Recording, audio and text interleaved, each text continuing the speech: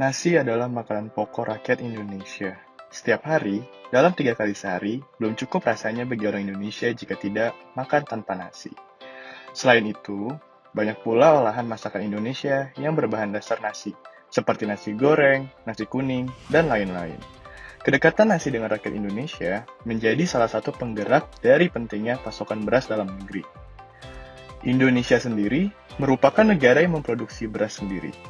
Menurut data dari Badan Pusat Statistik, pada tahun 2019, realisasi pengadaan beras oleh Bulog dalam periode Januari sampai September 2019 hanya mencapai 1,04 juta ton atau 57,7% dari target, yaitu 1,8 juta ton. Lahan yang terdampak dan mengalami gagal panen pada Januari sampai Oktober 2019 mencapai 31.000 hektar. Lebih luas bila dibandingkan dengan periode yang sama di tahun 2018. Sehingga, produksi beras pada tahun 2019 mengalami penurunan sebesar 7,75% dari produksi tahun 2018. Luas panen padi pada 2019 diperkirakan sebesar 10,68 juta hektar atau mengalami penurunan sebanyak 700,05 ribu hektar atau sekitar 6,15% dibandingkan tahun 2018. Dari pemaparan data tersebut, dapat diketahui bahwa penyebab penurunan produksi beras di Indonesia terutama disebabkan oleh 2 faktor, yaitu cuaca dan musim kemarau yang panjang, serta alih fungsi lahan pertanian menjadi pemukiman. Padahal, menurut Bappenas, pada tahun 2030, Indonesia diproyeksikan akan menjadi 296 juta jiwa penduduk, yang artinya dibutuhkan sekitar 29,6 juta ton beras untuk memenuhi kebutuhannya dalam setahun.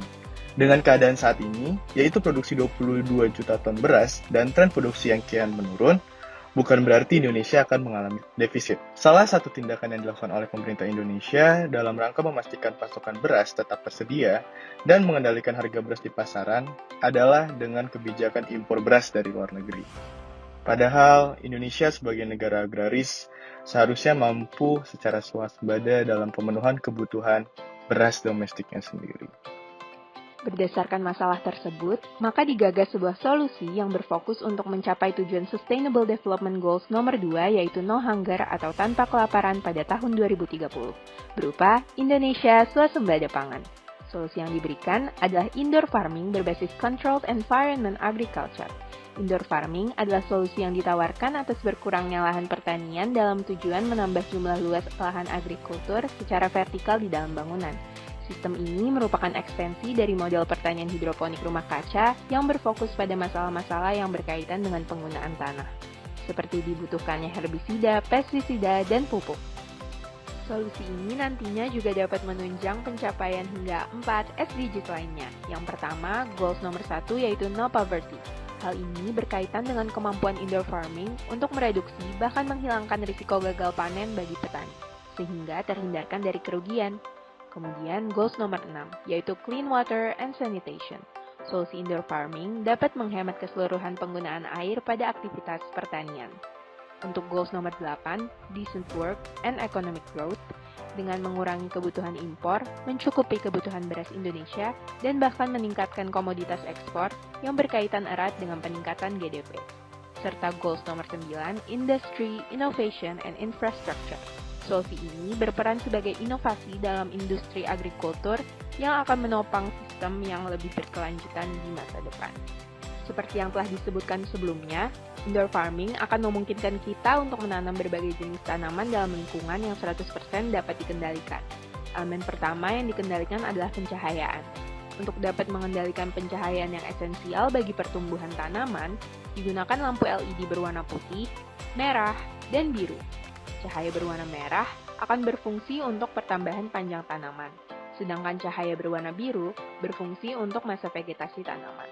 Dengan lampu LED, maka intensitas dan durasi cahaya dapat sepenuhnya dikendalikan. Selain pencahayaan, ada beberapa elemen yang juga dapat dikendalikan. Elemen kedua yaitu temperatur. Jika pada pertanian konvensional, angin dan temperatur didapatkan secara alami, pada indoor farming, angin dapat dikendalikan melalui kipas cooling maupun air conditioner.